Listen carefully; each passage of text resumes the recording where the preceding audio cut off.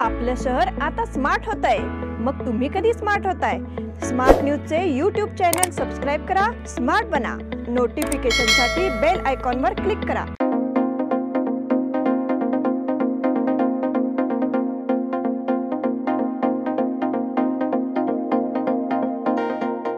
नमस्कार, मी श्वेता अंकले. स्मार्ट न्यूजच्या आजच्या बुलेटिन मध्ये आपल्या सगळ्यांचं स्वागत करते. आता एक नजर टाकूयात आजच्या ठळक घडामोडींवर.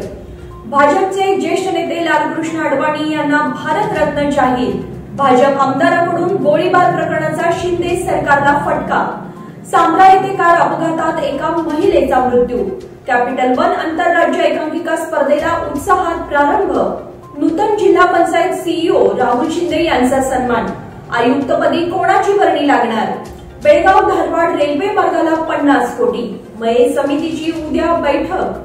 सोमवारी महापौरांचा कार्यकाळ संपणार. बार असोसिएशन निवडणुकीत 38 अर्ज वैध.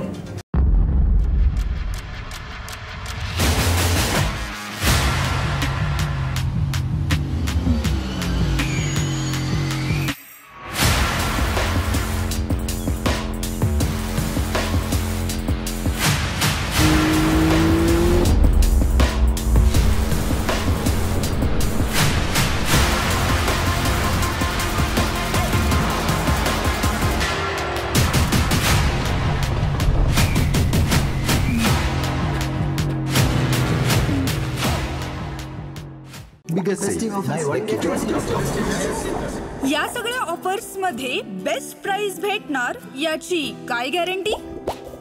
सगळेच गायब. म्हणूनच बीएससी देते लोवेस्ट प्राइस गॅरंटी.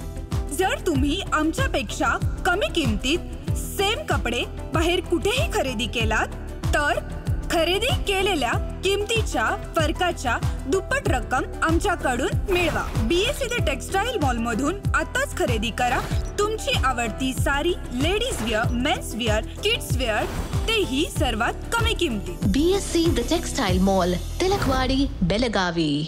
आता पाहूयात सविस्तर बातम्या. भाजपचे ज्येष्ठ नेते आणि देशाचे माजी उपपंतप्रधान लालकृष्ण अडवाणी यांना केंद्र सरकारकडून भारतरत्न हा देशाचा सर्वोच्च नागरी पुरस्कार जाहीर करण्यात आला आहे. पंतप्रधान नरेंद्र मोदी यांनी याबाबत एक्स वर पोस्ट लिहित माहिती दिली आहे.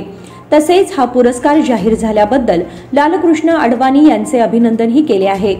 काही दिवसांपूर्वीच केंद्र सरकारने बिहारचे माजी मुख्यमंत्री आणि थोर समाजवादी नेते कर्पूरी ठाकूर यांना मरणोत्तर भारतरत्न देण्याचा निर्णय घेतला होता. त्यानंतर आता अडवाणी यांनाही भारतरत्न पुरस्कार जाहीर करण्यात आला आहे. लालकृष्ण अडवाणी यांचे अभिनंदन करताना पंतप्रधान नरेंद्र मोदी यांनी म्हटले आहे की लालकृष्ण अडवाणी हे आपल्या काळातील सर्वाधिक आदर असणारे राजकीय नेते असून भारताच्या विकासात त्यांचे मोठे योगदान राहिले आहे. त्यांनी देशाचे गृहमंत्री व माहिती आणि प्रसारण मंत्री म्हणूनही काम पाहिलं आहे. अडवाणी यांची संसदीय कारकीर्दही समृद्ध राहिलेली आहे अशा शब्दात नरेंद्र मोदी यांनी लालकृष्ण अडवाणी यांच्यावर स्तुतीसुमने उधळली आहेत. भाजप आमदाराकडून गोळीबार प्रकरणाचा शिंदे सरकारला फटका.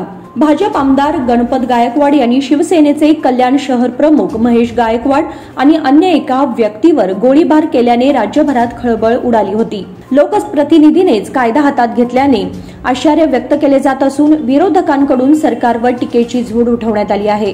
मात्र मला या कृत्याचा कसलाही पश्चाताप नसल्याचे सांगत आमदार गणपत गायकवाड यांनी मुख्यमंत्री एकनाथ शिंदे आणि त्यांचे पुत्र व खासदार श्रीकांत शिंदे यांच्यावर अनेक गंभीर आरोप केले आहेत.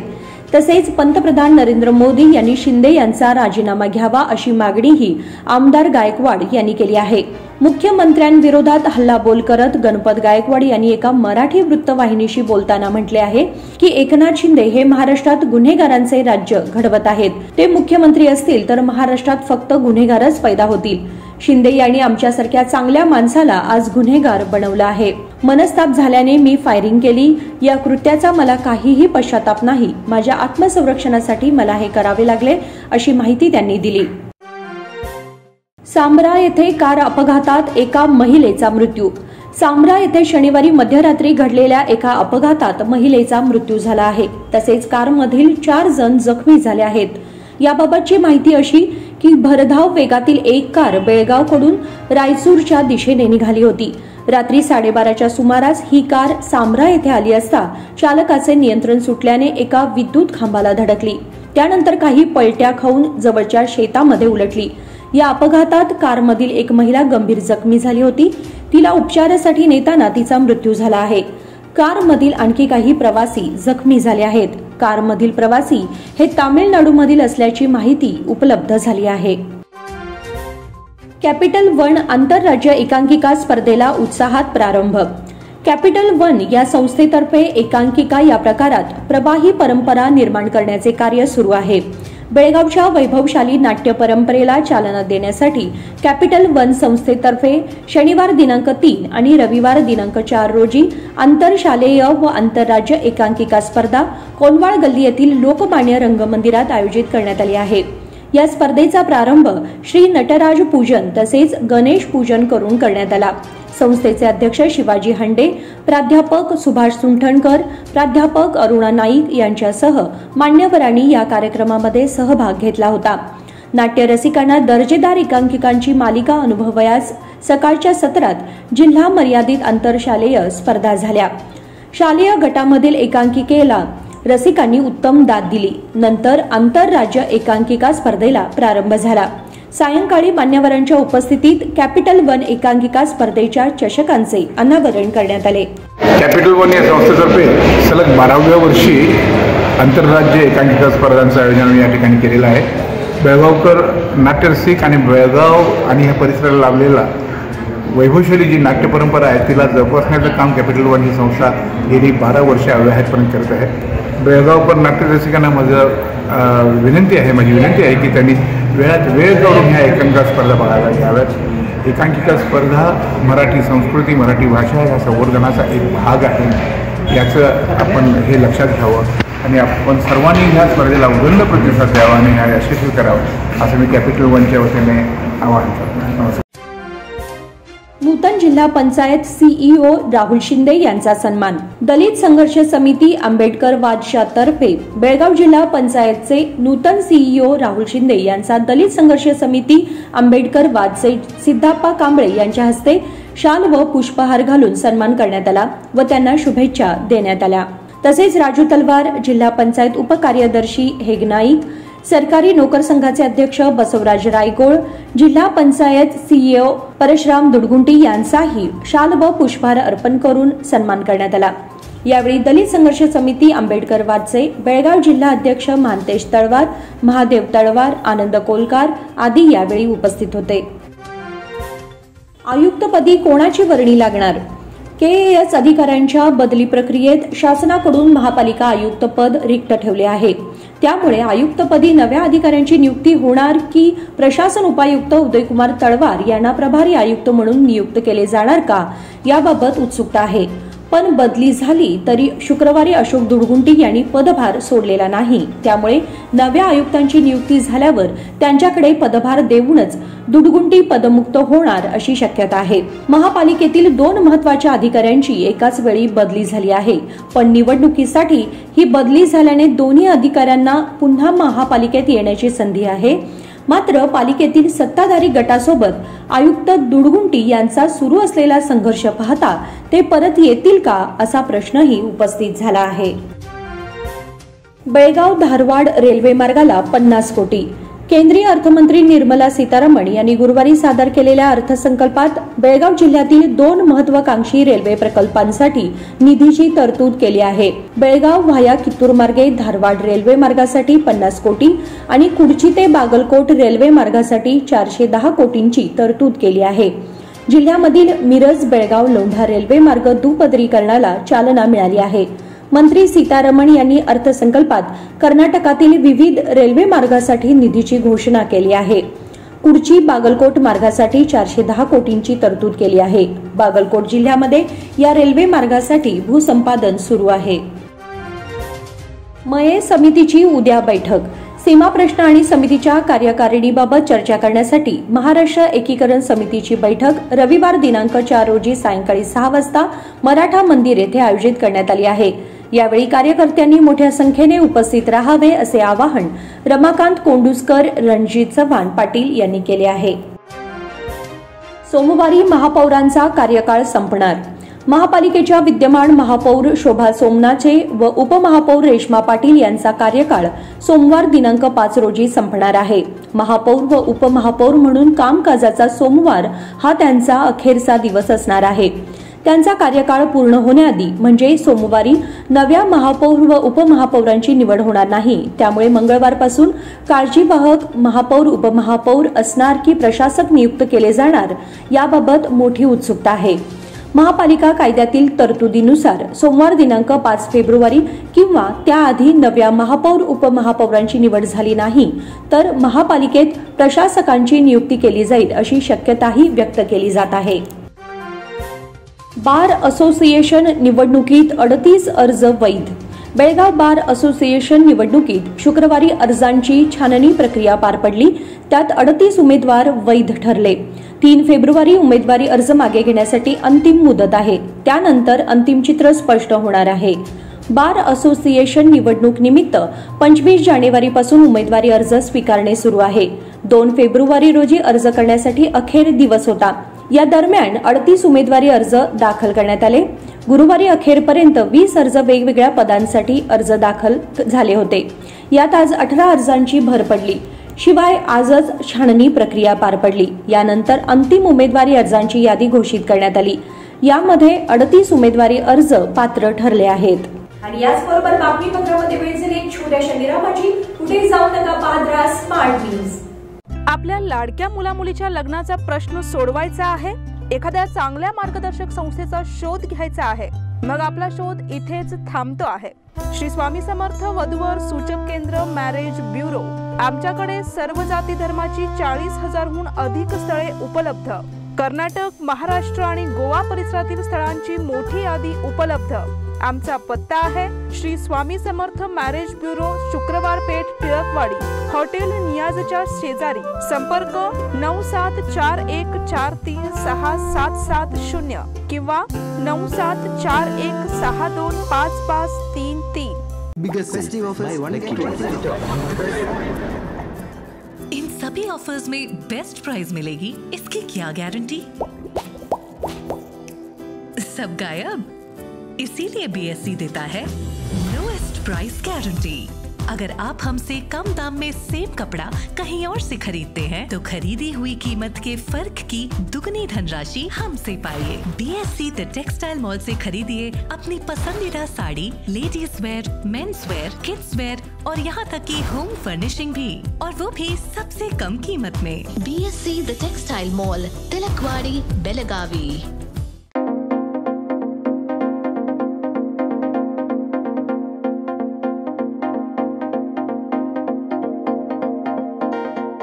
विरामानंतर तुम्हा सगळ्यांचं पुन्हा एकदा स्वागत. पाहूयात पुढची बातमी.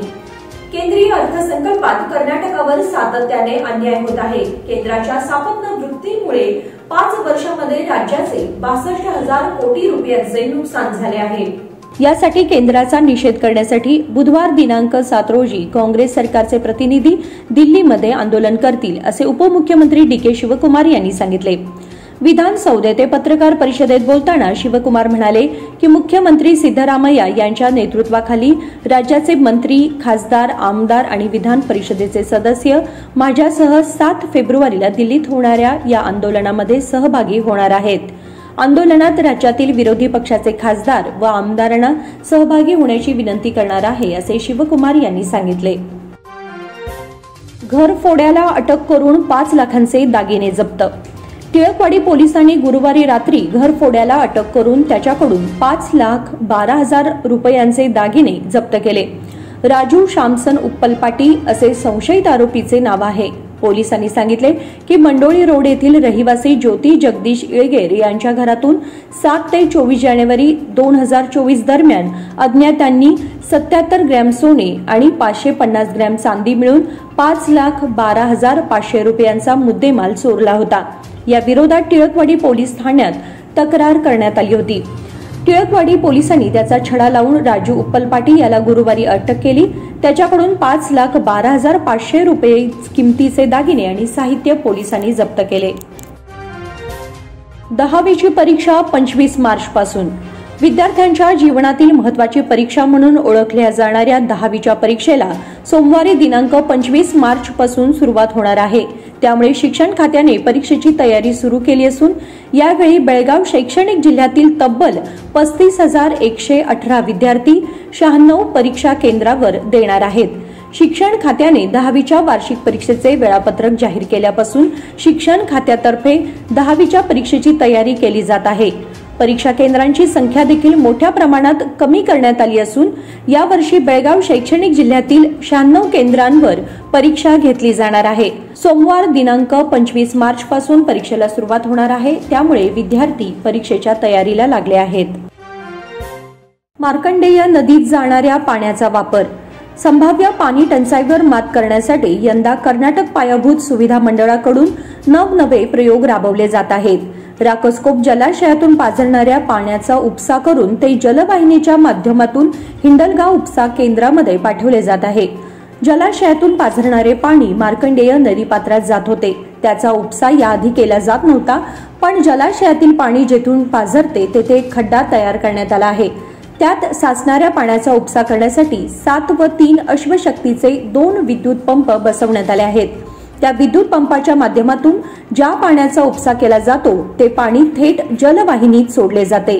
जलवाहिनीतून ते पाणी थेट हिंडलगाव उपसा केंद्रात पोहोचते, अशी माहिती कर्नाटक पायाभूत सुविधा मंडळाकडून देण्यात आली आहे।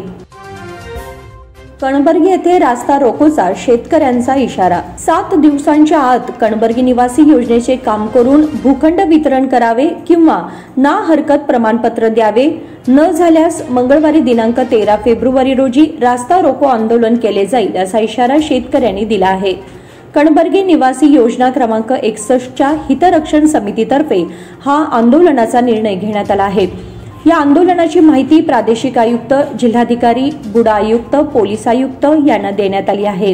कुटुंबातील सर्व सदस्यांना घेऊन गोकाक रोडवर कणबर्गी बस थांब्याजवळ रास्ता रोको आंदोलन केले जाणार असल्याची माहिती हितरक्षण समितीने दिली आहे। 2 दिवसांपूर्वी या संदर्भात त्यांनी बुडा आयुक्त शकील अहमद यांच्याशी संपर्क साधला होता। त्यावेळी बुडा आयुक्तांसोबत त्यांची शाब्दिक चकमकही झाली होती। अलारवाड परिसरात उद्या वीज नाही। हलगा येथील सुवर्णसौध, अलारवाडसह परिसरात रविवार दिनांक 4 रोजी सकाळी 9 ते सायंकाळी 5 या वेळेत वीज पुरवठा खंडित करण्यात येणार आहे। वीज उपकेंद्र दुरुस्तीचे काम हाती घेण्यात आले असून दिवसभर वीज पुरवठ्यात व्यत्यय येणार आहे। त्यात अलारवाड, दुसरा क्रॉस येथील KH कॉलनी परिसर, वृद्धाश्रम परिसर, अलारवाड, सुवर्णसौध, बसवेश्वर सर्कल, जोशी गल्ली, नार्वेकर गल्ली, आचार्य गल्ली, शहापूर, गणेशपूर गल्ली आदी भागांचा समावेश आहे। संबंधित ग्राहकांनी याची नोंद घेऊन सहकार्य करावे, असे आवाहन हेस्कॉमच्या शहर कार्यकारी अभियंत्यांनी केले आहे। संस्कृत लघुपट महोत्सवात अंबा अंबाला पुरस्कार। चेन्नई येथे झालेल्या आंतरराष्ट्रीय संस्कृत लघुपट महोत्सवामध्ये अंबा अंबा या लघुपटाला पुरस्कार मिळाला। याचे चित्रीकरण Sant Meera English medium school, Ganeshpur, Hindalga या शाळेत झाले। शाळेतील विद्यार्थी आणि कर्मचारी यांनी यात सादरीकरण केले। शालेय मुलांवर आधारित हा लघुपट आहे। यात बेस्ट मोशन जनरल कॅटेगरी हा पुरस्कार दोघांना देण्यात आला। मुख्याध्यापिका आरती पाटील आणि 3रीचा विद्यार्थी पृथ्वीक नागराज सी यांना हा पुरस्कार प्रमुख पाहुणे चित्रपट दिग्दर्शक विवेक अग्निहोत्री आणि माहिती आणि प्रसारण राज्यमंत्री डॉक्टर लोगनाथन गुरुगण यांच्याकडून देण्यात आला। अहिंद संघटनेचे मनपा आयुक्तांना निवेदन। हेस्कॉम, महानगरपालिका, नगर परिषद याचबरोबर इतर स्थानिक स्वराज्य संस्थांवर अनुसूचित जाती जमातीच्या वकिलांची नेमणूक करावी, याचबरोबर नोटरी करण्यासाठीही त्यांना प्राधान्य द्यावे, या मागणीसाठी अहिंद वकील संघटनेच्या वतीने महापालिका आयुक्त अशोक दुडगुंटी यांना निवेदन देण्यात आले। महानगरपालिकेमध्ये कायदा सल्लागार याचबरोबर आणखी काही वकिलांची नियुक्ती करण्यात येते। यावेळी advocate NR Latur, advocate VS Patil, advocate MD Masti, advocate Chetan Hegde यांच्यासह इतर वकील उपस्थित होते। जायंट्स ग्रुप ऑफ बेळगाव मेनचा अधिकार ग्रहण समारंभ। जायंट्स ग्रुप ऑफ बेळगाव मेनतर्फे शहरात विविध उपक्रम राबवण्यात येत आहेत। हे कार्य कौतुकास्पद आहे, असे मत येथील GSS महाविद्यालयाचे प्राचार्य BL मजुकर यांनी व्यक्त केले। जायंट्स ग्रुप ऑफ बेळगाव मेनच्या 2024 या वर्षाकरिता पदाधिकाऱ्यांचा अधिकार ग्रहण समारंभ बुधवारी जायंट्स भवनात झाला. प्रमुख पाहुणे म्हणून प्राचार्य मजूकर होते. जायंट्स वेलफेअरच्या शाखा क्रमांक 6 चे अध्यक्ष LB दोडमनी यांनी नूतन पदाधिकाऱ्यांना अधिकार प्रदान केले. यावेळी अध्यक्ष अविनाश पाटील, उपाध्यक्ष विजय बनसूर व लक्ष्मण शिंदे, सचिव यल्लाप्पा पाटील यांच्यासह संचालकांनी शपथ घेतली. शिवराज पाटील यांनी प्रास्ताविक तर मावळते अध्यक्ष सुनील मुदकेकर यांनी स्वागत केले. जायंट्स सभासद व हितचिंतक मोठ्या संख्येने उपस्थित होते. सूत्रसंचालन विश्वास पवार यांनी केले. आभार मधु बेळगावकर यांनी मानले. कला महर्षी KB कुलकर्णी जयंतीनिमित्त उद्या विविध कार्यक्रम. बेळगावचे प्रसिद्ध चित्रकार कला महर्षी KB कुलकर्णी यांची जयंती रविवार दिनांक 4 रोजी साजरी करण्यात येणार आहे. येथील वरेरकर नाट्य संघाच्या सभागृहात सकाळी 10:30 वाजता कार्यक्रमाला सुरुवात होणार आहे. प्रमुख पाहुणे म्हणून देवरो कॉलेजचे निवृत्त प्राचार्य सुरेश जोशी आणि पुण्याचे ज्येष्ठ चित्रकार मारुती पाटील उपस्थित राहणार आहेत. रविवारी सकाळी 11 वाजता KB कुलकर्णी स्मृती जीवन गौरव पुरस्कार ज्येष्ठ चित्रकार GS माजगावकर, KB कुलकर्णी स्मृती कला गौरव पुरस्कार प्रतिभावंत चित्रकार दर्शन चौधरी यांना प्रदान करण्यात येणार आहे. भारताने पहिल्या डावात केल्या 396 धावा. यशस्वी जयस्वालने झळकावले द्विशतक. विशाखापट्टणम येथे खेळल्या जात असलेल्या दुसऱ्या कसोटी सामन्यातील भारताचा पहिला डाव शनिवारी सकाळी आटोपला. भारताने पहिल्या डावात 396 धावा केल्या आहेत. भारताकडून यशस्वी जयस्वालने सर्वाधिक 209 धावांचे योगदान दिले. त्याच्याशिवाय एकाही भारतीय फलंदाजाला 40 धावांचा टप्पा ओलांडता आला नाही. डंका वाजवणाऱ्या सचिन धसने वडिलांना वाढदिवसानिमित्त दिले शतकाचे गिफ्ट. अंडर-19 विश्वचषकात भारतीय संघाची विजयी घोडदौड सुरूच आहे. शुक्रवारी टीम इंडियाने 132 धावांनी मोठा विजय मिळवला. अशा प्रकारे भारतीय संघाने सुपर 6 फेरीमध्ये सलग दुसरा विजय नोंदवला. या सामन्यामध्ये कर्णधार उदय सहारनसह सचिन धसने शतक झळकावत विजयामध्ये मोलाची भूमिका निभावली. सचिन मूळचा बीडच्या दुष्काळी भागातील असून तो सध्या ब्लोम फाउंटेनमध्ये डंका वाजवत आहे. त्याने नेपाळ विरुद्ध 116 धावांची खेळी साकारत वडिलांना त्यांच्या वाढदिवशी खास बर्थडे गिफ्ट दिले. दैवज्ञ बँक चषक सुवर्ण महोत्सवी क्रिकेट स्पर्धा उद्यापासून. दैवज्ञ स्पोर्ट्स क्लब व दैवज्ञ सहकार बँक यांच्या संयुक्त विद्यमाने 25व्या दैवज्ञ बँक चषक रौप्य महोत्सवानिमित्त दैवज्ञ समाज मर्यादित निमंत्रितांच्या आंतरराज्य क्रिकेट स्पर्धा उद्या रविवार दिनांक 4 फेब्रुवारीपासून वॅक्सिंग डेपो मैदानावर प्रारंभ होत आहे. शनिवारी मैदान सुसज्ज करण्यात आले असून क्रिकेट उद्घाटनासाठी मोठे व्यासपीठ उभे करण्यात आले आहे. सदर स्पर्धेमध्ये बेळगाव, कारवार, रत्नागिरी, हुबळी, सावंतवाडी, सोलापूर, मुंबई, कोल्हापूर, पुणे, धारवाड, सुंकेरी येथून संघांना निमंत्रित करण्यात आले आहे. या स्पर्धेच्या उद्घाटन प्रसंगी प्रमुख पाहुणे म्हणून होन्नावरचे श्री श्री सच्चिदानंद ज्ञानेश्वर भारती महास्वामीजी हे उपस्थित राहणार आहेत. त्याशिवाय दयानंद नेतलकर, उदयशंकर भट, गुरुप्रसाद पावसकर, प्रभू वेर्णेकर, तेजस्विनी अन्वेकर, दीनानाथ रेवणकर, महाबळेश्वर शेजेकॉन, वैभव वर्णेकर व दीपक कोल्वेकर आदी मान्यवर उपस्थित राहणार आहेत. सदर स्पर्धा रविवार दिनांक 4 फेब्रुवारी ते रविवार दिनांक 11 फेब्रुवारी पर्यंत होणार आहे. या स्पर्धेतील विजेत्या संघास चांदीची फिरते चषक व रोख रक्कम व उपविजेत्या संघास चषक, प्रमाणपत्र, रोख रक्कम देऊन गौरवण्यात येणार आहे. त्याचप्रमाणे उत्कृष्ट फलंदाज, उत्कृष्ट गोलंदाज, उत्कृष्ट यष्टीरक्षक, उत्कृष्ट संघ, प्रत्येक झेल, उत्कृष्ट सामन्यातील सामनावीर, मालिकावीर अशी बक्षिसे देण्यात येणार आहेत. बाहेरच्या सर्व संघांना राहण्याची व्यवस्था करण्यात आली आहे. माहितीसाठी इच्छुक संघाने रुपेश रायकर, गणेश वेर्णेकर, जीवन वेर्णेकर यांच्याशी संपर्क साधावा असे आवाहन करण्यात आले आहे. जिल्हास्तरीय वेट लिफ्टिंग स्पर्धा उत्साहात. नेहरू नगर येथील जिल्हा क्रीडा मैदानाच्या इंडोर स्टेडियमच्या सभागृहात सार्वजनिक शिक्षण खात्याच्या वतीने घेण्यात आलेल्या माध्यमिक मुलामुलींच्या जिल्हास्तरीय वेट लिफ्टिंग स्पर्धा उत्साहात झाल्या.